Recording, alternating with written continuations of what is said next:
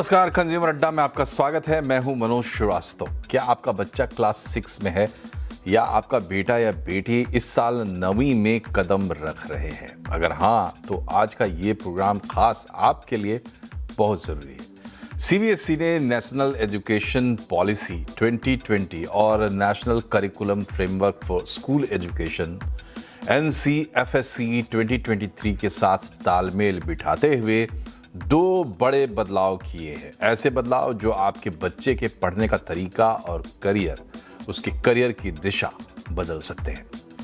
बदलाव नंबर 1 है, क्लास 6 में अब सिर्फ 2 नहीं 3 भाषाएं होंगी। और बदलाव नंबर 2, क्लास 9 में 2 परीक्षाएं होंगी और छात्र चुन सकेंगे कि उन्हें परीक्षा स्टैंडर्ड देनी है या एडवांस्ड। आज हम डिकोड करेंगे इन बदलावों को। सबसे पहले बात करते हैं भाषा की। सीबीएसई का पहला बड़ा बदलाव है 3 लैंग्वेज फॉर्मूला। अभी भी वैकल्पिक रूप से 3 भाषाएं पढ़ सकते हैं, लेकिन यह सिलसिला 8वीं के बाद खत्म हो जाता है। 9वीं में लोग तीसरी लैंग्वेज छोड़ ही देते हैं, क्योंकि बोर्ड में सिर्फ 2 भाषाओं की परीक्षा होती है। लेकिन अब क्लास 6 से 3 भाषाएं पढ़ना अनिवार्य होगा और 10वीं बोर्ड का एग्जाम देने का मौका तभी मिलेगा जब आपने तीसरी भाषा में पास मार्क्स हासिल किए हों। यानी 6, 7, 8, 9, 10 सब जगह आपको 3 भाषाएं पढ़नी होगी। सीबीएसई ने 3 भाषा के सिस्टम को R1, R2 और R3 का फॉर्मूला बताया है।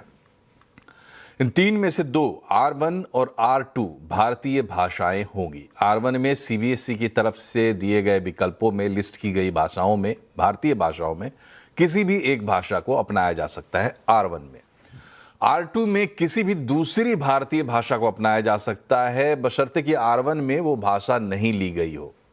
तो एग्जाम्पल के लिए अगर R1 में आपने हिंदी ले रखी है तो बाकी जो दूसरी भाषाएं, तमिल है, तेलुगु है, कन्नड़ है, मराठी है, उन भाषाओं में से कोई एक भाषा आप चुन सकते हैं। और R3 में कोई तीसरी भारतीय भाषा या फिर कोई विदेशी भाषा, कोई भी आप ले सकते हैं। तीसरी भाषा का फॉर्मूला इसी साल यानी एकेडमिक ईयर 2026-27 से शुरू हो जाएगा। इसे चरणों में लागू किया जाएगा। इस साल 26-27 में इसकी शुरुआत क्लास 6 से होगी। फिर अगले साल से क्लास 7 में भी 3rd लैंग्वेज लागू हो जाएगा। उसके अगले साल 8th में, फिर 9th में, फिर 10th में। इस तरह एकेडमिक ईयर 2030-31 तक, 2030-31 तक क्लास 6 से 10 तक 3 लैंग्वेज फॉर्मूला लागू हो जाएगा। सीबीएसई का कहना है कि इस तरह चरणों में 3 लेवल लैंग्वेज फॉर्मूला लागू करने से सिलेबस में बदलाव और 9वीं 10वीं क्लास के एग्जाम पैटर्न में जो चेंजेस हो रहे हैं उसके साथ तालमेल बिठाना आसान होगा। इसलिए इसको चरणों में लागू किया जा रहा है। R1 और R2 तो विद्यार्थी पहले से पढ़ते आ रहे हैं, इसलिए एनसीईआरटी जब तक नई किताब तैयार नहीं कर लेती है तब तक पुरानी किताबें चलेंगी 2 भाषाओं की, क्योंकि अभी भी पढ़ रहे हैं। लेकिन सिलेबस और असेसमेंट का तरीका बदल जाएगा। वहीं R3 एक नया सब्जेक्ट होगा और इसके लिए किताबें अलग से तैयार की जाएंगी। यह है प्लान भाषा को लेकर 3 लैंग्वेज फॉर्मूला। सीबीएसई ने दूसरा बड़ा बदलाव किया है 9वीं और 10वीं की परीक्षा को लेकर। सीबीएसई इसी साल से 9वीं और 10वीं में डुअल मैथ्स और साइंस की परीक्षा लेगी। यानी मैथ्स और साइंस की परीक्षा 2 लेवल पर होगी। पहला स्टैंडर्ड लेवल होगा और दूसरा एडवांस लेवल होगा। सभी छात्रों को स्टैंडर्ड लेवल की पढ़ाई करनी होगी। सभी का एक ही सिलेबस होगा। सभी को 80 नंबर की स्टैंडर्ड परीक्षा देनी होगी, सभी लोगों को। लेकिन एडवांस्ड लेवल ऑप्शनल होगा। इसमें स्टैंडर्ड लेवल के अलावा अलग से 25 नंबर की एडवांस परीक्षा होगी। इसमें जेईई और नीट जैसी परीक्षाओं को ध्यान में रखते हुए thinking skill, analytical skill, problem solving और डीप कॉन्सेप्ट को टेस्ट किया जाएगा। लेकिन एडवांस्ड लेवल के मार्क्स आपके ओवरऑल परफॉर्मेंस में नहीं जोड़े जाएंगे। अगर आप एडवांस्ड लेवल में परीक्षा देते हैं और आपके 50% या इससे अधिक नंबर आएंगे तो आपके रिजल्ट में ये अलग से जोड़ा जाएगा। जो ओवरऑल आपकी परफॉर्मेंस होगी उसके अलावा ये बताया जाएगा कि आपने एडवांस टेस्ट भी दिया है और उसमें आपको इतने नंबर आए हैं, जो कि 50% से ज़्यादा होंगे। लेकिन अगर 50% से कम नंबर आया तो उसको ओमिट कर दिया जाएगा, रिजल्ट में उसका कोई मेंशन नहीं होगा। अभी यानी एकेडमिक ईयर 2026-27 में इस सिस्टम की शुरुआत 9वीं क्लास से होगी, यानी 2028 में जो बोर्ड एग्जाम होगा, अभी जो 9वीं में है वो अगले साल जाएंगे 10वीं में और उसके अगले साल बोर्ड देंगे। तो 2028 में जो बोर्ड एग्जाम होंगे उसमें एडवांस लेवल के नंबर पहली बार दिखेंगे। एनसीईआरटी 9वीं क्लास के लिए एडवांस लेवल की किताबें भी तैयार कर रही है। तो दो बड़े बदलाव हैं, एक 3 लैंग्वेज फार्मूला है, दूसरा जो डुअल लेवल एग्जाम है, एक स्टैंडर्ड एग्जाम सबके लिए और एक एडवांस्ड एग्जाम उन लोगों के लिए जो इसे चुनते हैं मैथ्स और साइंस में। और इसके कई बाद में इसके कई पहलू आपको नजर आएंगे, क्योंकि ये जो नेशनल एजुकेशन पॉलिसी है नई वाली 2020 वाली, उसके साथ तालमेल बिठाने के लिए तो इसमें बाद में क्रेडिट सिस्टम आने वाला है, बाद में इसमें मिक्स एंड मैच भी है। आप मैथ्स के साथ हिस्ट्री भी पढ़ पाएंगे या आप चाहे तो साइंस के साथ ज्योग्राफी पढ़ सकते हैं, तो इस तरह की मैचिंग भी होगी, क्रेडिट सिस्टम होगा। तो तमाम चीज़ों के साथ वो बाद में तालमेल बनेगा। एक शुरुआत ये हो गई, तो ये शुरुआत कैसी है और इसका क्या असर पड़ेगा समझते हैं। हमारे साथ एक्सपर्ट है KR मंगलम वर्ल्ड स्कूल की प्रिंसिपल डायरेक्टर प्रिंसिपल ज्योति गुप्ता और एजुकेशनल कोच स्वाति जैन। आप दोनों का बहुत बहुत स्वागत है। ज्योति मैम, ये बताइए कि ये तो पहले से एक ब्रॉड फ्रेमवर्क था, लेकिन इस बार ये शुरुआत हो रही है और 2 चेंजेस किए गए हैं, तो आप इनको कैसे देखते हैं और दोनों में ज़्यादा इम्पोर्टेंट क्या आपको लगता है? आपका पर्सपेक्टिव क्या है इस पे? ये बात तो जब से नई शिक्षा नीति 2020 आई थी, अब नेशनल एजुकेशन पॉलिसी 2020 आई थी और एनसीएफ आया, दोनों एसई और एफएस, तभी से इसकी बात चल रही थी और बहुत प्रोग्रेसिव स्टेप है, बच्चों के लिए स्टेप है। अगर बच्चे स्कूल में ही एडवांस लेवल भी पढ़ पाएंगे और उसके इम्तिहान दे पाएंगे, तो कहीं ना कहीं आगे जाके जो ये प्रेशर जेई का, नीट का आता है, उससे बच्चों को बहुत फायदा मिलेगा। तो बहुत ज्यादा प्रोग्रेसिव स्टेप है। और उसके साथ जो एक R1 R2 जो डिफरेंट लेवल्स ऑफ लैंग्वेजेस हैं, उसके बारे में बात करी गई है, तो वो भी बहुत अच्छा स्टेप है। साथ में R3 जो एक लैंग्वेज जोड़ी गई है, वो भी बहुत प्रोग्रेसिव स्टेप है कि बच्चे आज की तारीख में जहाँ एआई का जमाना है, वहां पे मल्टीलिंगुअलिज्म को बहुत ज्यादा इम्पोर्टेंस दी जा रही है। तो स्कूल से ही जब ये बच्चे पढ़ते हुए आएंगे तो उसको उनको इस चीज का बहुत फायदा होगा। वोकेशनल एजुकेशन को भी बहुत ज्यादा महत्व दिया गया है इसमें। वो एक तीसरी चीज है जिसकी कि अब सभी बच्चों को लेना होगा, वोकेशनल एजुकेशन भी, और फिजिकल एजुकेशन और आर्ट एजुकेशन को भी बहुत अच्छे से डिफाइन कर दिया गया है। उनके नंबर ऑफ आवर्स भी डिफाइन कर दिए गए हैं, उनका भी थियोरी और प्रैक्टिकल्स डिफाइन कर दिया गया है। तो जो हम चहुमुखी विकास की बात करते हैं, वो कहीं ना कहीं अब हर क्लास में दिखाई देगी, हर स्कूल में दिखाई देगा और बहुत अच्छे से बच्चों का विकास होगा। बच्चे इनोवेट कर पाएंगे। कंप्यूटेशनल थिंकिंग और एआई की भी इसमें बात करी गई है, वो भी एज अ मैंडेटरी सब्जेक्ट आया है। तो हर एक को, जब ये एआई का इतना जमाना है और बच्चे अगर एआई नहीं पढ़ेंगे, कंप्यूटेशनल थिंकिंग की तरफ नहीं जाएंगे, लॉजिक डेवलप नहीं करेंगे, तो आगे आने वाले टाइम में उनको बहुत दिक्कत आएगी। तो एक होलिस्टिक, बहुत अच्छा प्रोग्रेसिव करिकुलम निकाला गया है, जो कि एक कंप्लीट पर्सनालिटी को डिफाइन करता है बच्चों की, कि जो बच्चे विकसित भारत की तरफ भारत को लेके जाएंगे 2047 में, वो किस तरह के बच्चे होंगे, वो क्या कर पाएंगे, उनकी क्या क्षमताएं होंगी, उनकी क्या दक्षताएं होंगी, ये सब ये करिकुलम दर्शाता है। तो बहुत प्रोग्रेसिव स्टेप। ठीक है, तो जो इंटेंट सीबीएसई ने बताया है या इससे पहले सरकार ने बताया था जब ये पॉलिसी लाई गई थी, वो वही है जो ज्योति मैम बता रही हैं। लेकिन क्या सिर्फ इंटेंट से मंजिल हासिल होती है? अगर हम मान भी लें कि चलिए ठीक है, ये बिल्कुल आदर्श स्थिति है और हम इसको इसके तरफ बढ़ेंगे, लेकिन प्रॉब्लम्स तो फिर भी रहेंगी और उस पे हमें क्या करना होगा, इस पे हम बात करेंगे। लेकिन स्वाति जैन से पहले एक कमेंट ले लेते हैं। आपको कितना प्रोग्रेसिव ये स्टेप लगता है और ख़ास करके ये दो चीज़ों की हम बात करें, फिलहाल हम उस पे नहीं जा रहे हैं कि करिकुलम में क्लास 3 से बहुत कुछ ऐड किया जा रहा है और कई सारे चेंजेस होंगे, लेकिन हम इन दो पे फोकस करते हैं। स्वाति, आपको क्या लगता है कैसे ये अनफोल्ड होगा? अ, मेरा ये मानना है ये सिर्फ एक सिलेबस का चेंज नहीं है, ये एक माइंडसेट का चेंज है। ये हमें रोट लर्निंग से real life application based learning की तरफ लेके जाता है। ये चेंज, जैसे कि आपने कहा, 2 लेवल्स पे हम स्टडी कर रहे हैं। एक तो जो 3 लैंग्वेज पॉलिसी एनईपी ने इंट्रोड्यूस की है, इसमें बच्चा अपनी मदर टंग पढ़ेगा, एक नेशनल लैंग्वेज और एक इंटरनेशनल लैंग्वेज। हम यहाँ पे फ्यूचर रेडी ग्लोबल सिटीजन्स तैयार कर रहे हैं। लैंग्वेज पढ़ने से बच्चे को कॉग्निटिव एबिलिटी का डेवलपमेंट तो होता ही है, लेकिन एक सेंस ऑफ कॉन्फिडेंस भी आता है। जब वो आउटसाइड वर्ल्ड को फेस करेगा तो एक अलग कॉन्फिडेंस से फेस करेगा। ये विजन है एनईपी का 3 लैंग्वेज पॉलिसी के साथ। जब हम बात करते हैं एडवांस्ड और basic level language and maths and science subjects की, वो भी एक बहुत अच्छा स्टेप है। Math standard versus applied maths. Math standard वो है जो कि बड़ा साइंटिफिक टेम्परामेंट का मैथमेटिक्स है। जहां तक कि अप्लाइड मैथ्स का सवाल है, वो जिन बच्चों को आगे चल के कॉमर्स लेना है, अकाउंटेंसी लेना है, उनके लिए कौन से मैथमेटिकल कॉन्सेप्ट जरूरी हैं, ये वो सिखाता है।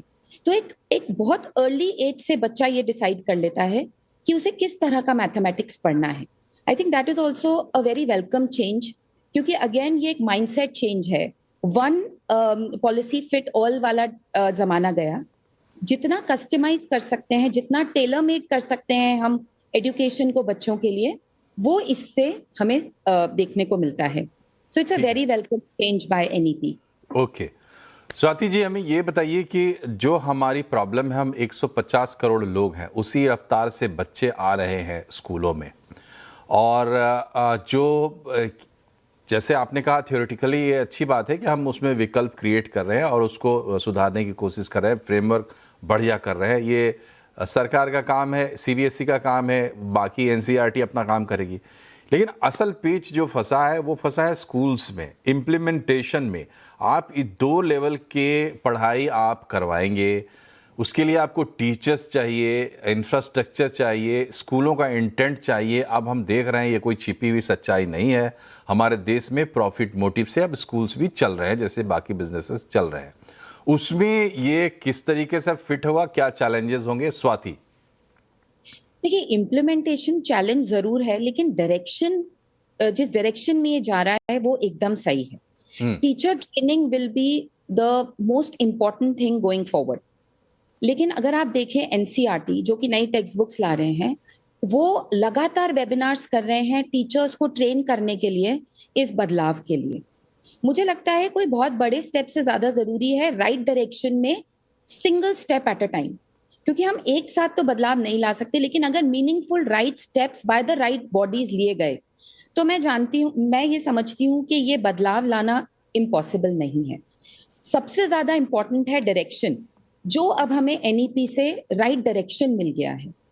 तो of course implementation will be critical, but मुझे नहीं लगता कि राइट ट्रेनिंग और राइट इंटेंट, जो कि चीफ बॉडीज हैं जैसे कि एनसीईआरटी, सीबीएसई, वो अगर इसको राइट वे में इम्प्लीमेंट करें, तो मुझे लगता है कि ये बहुत जल्द हम सारे स्कूल्स तक, सारी टीचर्स तक पहुंच सकते हैं। ठीक है। ज्योति मैम, ये बताइए, जो पिछले दिनों हम देखते आ रहे हैं, जहां से ये पूरी बात निकल रही है कि हम एनटीए टेस्ट लेता है, आईआईटीज एडवांस्ड का टेस्ट लेती है, नीट का एक अपना अलग स्टैंडर्ड, अपने डिमांड्स हैं, और इस तरीके से अब हम देखते हैं दूसरे स्ट्रीम्स में भी क्लैट है, अलग अलग जो इंडस्ट्रीज़ हैं उन इंडस्ट्रीज़ के हिसाब से इंस्टीट्यूशंस ढल रहे हैं, और चैलेंज ये था कि उन इंस्टीट्यूशंस के हिसाब से स्कूल्स भी ढलें। अब इसमें आप कह सकती है या आप कह ही रही हैं कि सीबीएसई एक तरीके से मदद कर रही है, तो अब ये प्रॉब्लम्स क्या इससे ही सॉर्ट आउट हो जाएंगे, या कि जो हम देख रहे थे अभी तो एनटीए पे ही बहुत सारे सवाल हैं, जो एग्जाम्स होते हैं उसको लेकर, नीट तो है ही है, तो उसमें ये और अलग से प्रेशर बढ़ा देगा बच्चों पे, स्कूलों पे, या रिलीज करेगा, कैसे? देखिए, 2 चीज़ें मैं इसमें कहूँगी कि एक तो ये कि ये डबल एज स्वॉर्ड होने वाला है।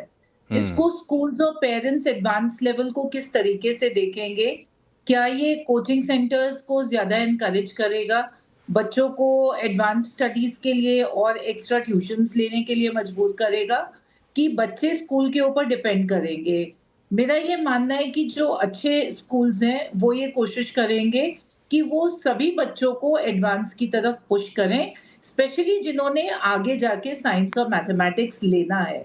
और जिन बच्चों ने साइंस और मैथमेटिक्स नहीं भी लेना आगे जाके, उनके लिए भी एक साइंटिफिक टेम्परामेंट होना, एक किसी भी प्रॉब्लम को साइंटिफिकली देखना और उसके लिए सॉल्यूशन प्रोवाइड करना, वो ज़रूरी है। साइंस और मैथ्स इसलिए नहीं पढ़ना ज़रूरी कि आपको इंजीनियर या डॉक्टर ही बनना है। पर हर एक प्रॉब्लम को कैसे आप देख सकें, उसका कैसे साइंटिफिक सॉल्यूशन निकाल सकें, इसके लिए एक अच्छी साइंस और मैथ्स पढ़ना सभी बच्चों के लिए ज़रूरी है। और ये कहीं न कहीं ये माइंडसेट भी है कि बच्चे जो हैं वो कोचिंग सेंटर्स के ऊपर इतना डिपेंड करते हैं कि वो स्कूल में आना ही नहीं चाहते। 11वीं-12वीं में हमने देखा 2023 का जो डेटा है वो ये दिखाता है कि अ, तकरीबन 14,000 बच्चों ने सुसाइड कमिट किया। तो अगर बच्चे ये प्रेशर लेते हैं घर से बाहर जाके कोटा में और जगहों पे, अगर ट्यूशन्स लेते हैं, कोचिंग्स जाते हैं और वो बच्चे जब स्कूल नहीं आते, उनकी बहुत इम्पोर्टेंट स्किल्स मिस हो जाती हैं। तो कहीं न कहीं जब स्कूल में ही इसका विकल्प मिलेगा, ठीक है। एडवांस स्टडीज़ का, और मुझे लगता है कि आगे जाके गवर्नमेंट इसी में से ही कुछ निकालने की भी कोशिश करेगी या उनको करनी चाहिए। और हम्म। एक बात मैं और कहूँगी, मैं कैप्शंस पढ़ रही हूँ, वहाँ पे R1 और R2 आप 2 लैंग्वेजेस दिखा रहे हैं। R1 और R2 2 लेवल्स एक ही लैंग्वेज के हैं।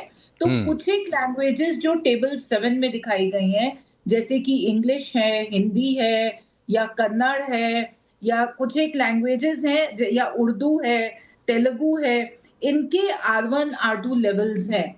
तो अगर एक स्कूल ने एक लैंग्वेज का, लेट अस से अगर उन्होंने इंग्लिश का अगर R1 ले लिया है, तो वो हिंदी का R1 या R2 ले सकते हैं। और थर्ड लैंग्वेज जो है 6th में, वो कुछ और भी हो सकती है। तो हम्म। उसमें ये अलग-अलग लैंग्वेजेस नहीं है, ये अलग-अलग लेवल्स हैं लैंग्वेज के।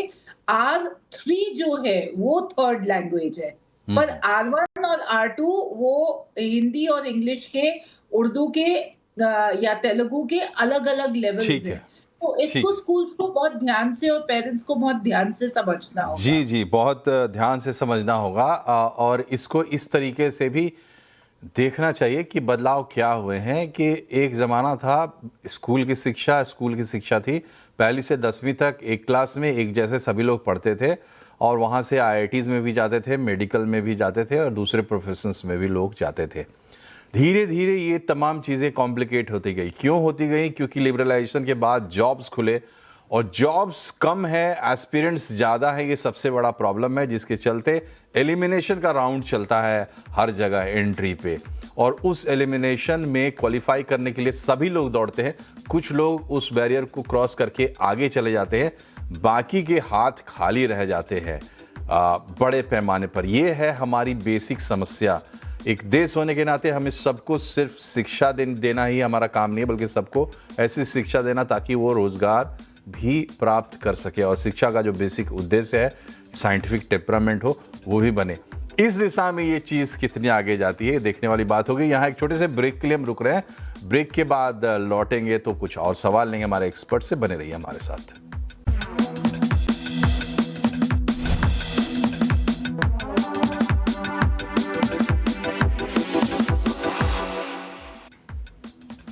ब्रेक के बाद एक बार फिर से आपका स्वागत है। आज हम बात कर रहे हैं सीबीएसई के 2 बड़े फैसलों की, जिसमें एक है 3 लैंग्वेज फार्मूला और दूसरा है 2 लेवल के एग्ज़ाम बोर्ड में, एक मैथ्स और साइंस के लिए, और उसमें एक स्टैंडर्ड है और एक एडवांस्ड है। स्टैंडर्ड सबके लिए, एडवांस उनके लिए जो चुने, और मैथ्स और साइंस में है ये, तो आप चुन सकते हैं कि आप सिर्फ मैथ्स में देना चाहते हैं या साइंस सब्जेक्ट्स में भी देना चाहते हैं।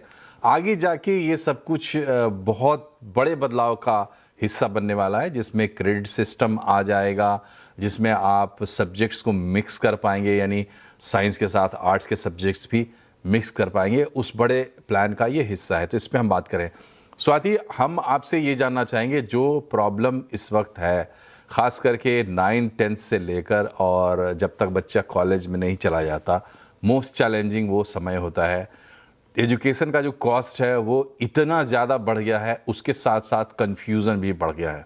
होना इसका उल्टा चाहिए था कि अगर मान लीजिए मेहनत ज़्यादा लगती है, पैसे ज़्यादा लगते हैं, तो ज़्यादा क्लैरिटी मिलनी चाहिए था, रास्ता ज़्यादा आसान होना चाहिए था। लेकिन हम प्रैक्टिकली देख रहे हैं, किसी से छिपाने वाली बात नहीं है।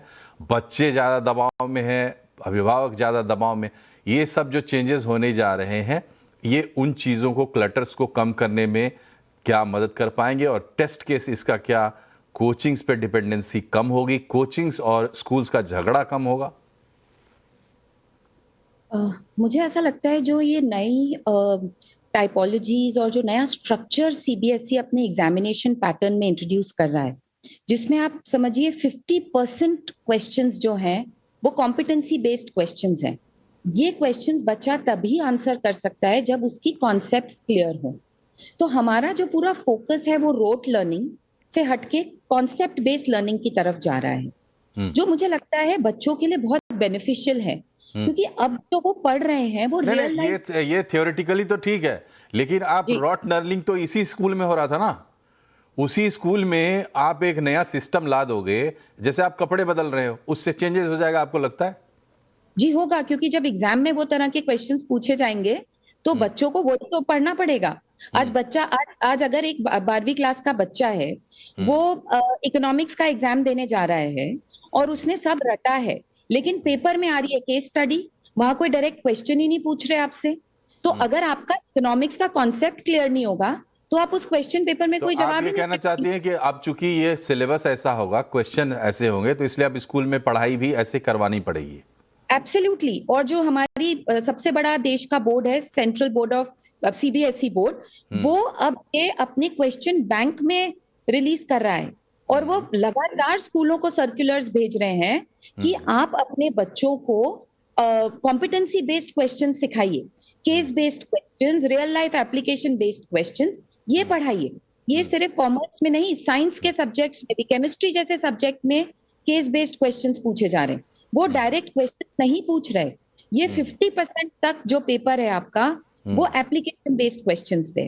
तो स्कूल ये कैसे ना अप्लाई करें? अगर बोर्ड में एक्सेलेंस चाहिए बच्चों को, तो उन्हें तो वही पढ़ना पड़ेगा जो बोर्ड पूछेगा। ये स्ट्रांग पॉइंट है कि बोर्ड में स्कूल का परफॉर्मेंस क्या है, ये तो आपको देखना पड़ेगा, क्योंकि आपका स्कूल इस पे चलता है, इस पे बहुत ज़्यादा निर्भर करता है कितने बच्चे कितना परफॉर्म करते हैं। पहले भी बच्चे परफॉर्म कर ही रहे थे और वही बच्चे आगे भी बढ़ रहे थे, लेकिन सवाल ये है कि एक को दिखा के पूरे मास को हैंडल करने की टेंडेंसी जो है, उस पर कितना लगाम लगेगा। ज्योति मैम, ये बताइए कि एग्ज़ाम का पैटर्न अगर चेंज होता है उससे कितनी मदद मिलेगी? क्योंकि ये छिपने वाली बात नहीं। देखिए, ये अभी इस वक्त जिस देश में सबसे बड़ा हॉट टॉपिक यही है, स्कूल बचेंगे कि कोचिंग बचेंगे। कोचिंग वाले स्कूल बनने की कोशिश कर रहे हैं, डमी स्कूल खड़े कर रहे हैं, और स्कूल वाले जो है कोचिंग बनने की कोशिश कर रहे हैं, कोचिंग से टीचर्स को पोच कर रहे हैं, भले 2-4 ही हो, क्योंकि उनको भी तो 10 अपने भेजने हैं आईआईटी में। सवाल ये है कि इस सिस्टम पे में कितना चेंजेस आपको दिखता है, इससे कितनी मदद मिलेगी? इससे बिल्कुल सब कुछ ठीक हो जाएगा ये तो मानने वाली बात है ही नहीं, लेकिन इससे कितनी मदद मिल सकती है? देखिए, हम लोग ना एक कंट्री है जो कि टेस्टिंग ऑब्सेस्ड है। जो इम्तिहान में पूछा जाता है, हम लोग बैकवर्ड चलना शुरू कर देते हैं, बच्चों को पढ़ाना कैसे है, वो उसका सॉल्यूशन वहीं से निकलता है। तो जब नेशनल एजुकेशन पॉलिसी 2020 अनाउंस हुई थी, उसके अगले साल से ही सीबीएसई ने कॉम्पिटेंसी बेस्ड पेपर्स बनाने शुरू कर दिए थे। पहले साल 10% चेंज आया, इवन कोविड टाइम में 10% चेंज आया, ऐसे 10-10%, फिर 20%, फिर 30%, ऐसे करते करते इस साल पूरा 100% पेपर जो है वो कॉम्पिटेंसी बेस्ड पेपर आया है, जिससे कि बच्चों को जो भी रियल लाइफ प्रॉब्लम्स हैं केस स्टडीज के अकॉर्डिंगली पूछी जाती हैं, और बच्चों को अगर उसका कॉन्सेप्ट क्लियर नहीं है तो बच्चे उसको आंसर नहीं कर पाते। इसीलिए जो क्लासरूम्स में पढ़ाई है वो अब सिर्फ असेसमेंट्स पे बात नहीं की है एनसीएफएससी ने या एनईपी ने, उन्होंने पढ़ाना कैसे है, पेडागोजिकल इंटरवेंशंस की भी बात करी है। सारा जोर जो है वो एक्सपीरियंशियल लर्निंग पे है, ताकि डीप लर्निंग हो बच्चों की, बच्चे रट के ना सीखे, बच्चे करके सीखें। बहुत सारे जो ट्रेनिंग्स हैं टीचर्स की, बहुत पेडागोजिकल प्रैक्टिसेस पे है, ताकि पढ़ाने का तरीका ही बदला जाए, जिससे कि बच्चे को समझ में आए और जो समझ में आया है उसको अप्लाई करते हुए बच्चा जो है सवाल के जवाब दे। शुरू में तकलीफ टीचर्स को भी हो रही है, पेरेंट्स को भी हो रही है। हाँ, लेकिन कोई भी नई चीज आती है तो शुरू में दिक्कत होती है, शुरू में दिक्कत होती है, लेकिन वो सीखेगा। जी जी, तो इससे मदद मिलेगी। ये जो अब ये आप समझ लीजिए, चाहे आप इसको पसंद करते हो या नहीं पसंद करते हो, लेकिन जो नेशनल एजुकेशन पॉलिसी 2020 की है, जो कोविड पीरियड में लाई गई थी, वो अब एक हकीकत बन गई है। धीरे धीरे उसको लागू किया जा रहा है, जो कि एक अच्छी बात है, ताकि आप उसको धीरे धीरे एब्जॉर्ब कर पाएंगे। शिकार होंगे कुछ बच्चे जो पहले दौर में इसमें आएंगे, जो इस बार छठी क्लास में जाएंगे उनको लैंग्वेज से निपटना पड़ेगा, जो 9वीं में जाएंगे उनको डुअल स्टैंडर्ड जो डुअल एग्जाम है उससे निपटना पड़ेगा। ट्रांजिशन में जो लोग आते हैं वो कोलैटरल डैमेज हो सकते हैं, इसमें कोई दो राय नहीं। मगर इन सब के बीच एक बड़ी इंपॉर्टेंट बात यह है कि इस पूरे खेल में या इस पूरे काम में जो सबसे बड़ा स्टेक होल्डर है गार्जियन, बच्चों के माँ बाप, उनको भी सीखने की, समझने की बहुत ज़रूरत है कि शिक्षा के क्षेत्र में क्या हो रहा है, तभी वो किसी भी नई चीज़ का अच्छे से फ़ायदा उठा सकते हैं। ज्योति मैम, आपका बहुत बहुत शुक्रिया। स्वाति जी, आपका भी बहुत बहुत शुक्रिया हमसे जुड़ने के लिए। प्रोग्राम में फ़िलहाल इतना ही। नमस्कार।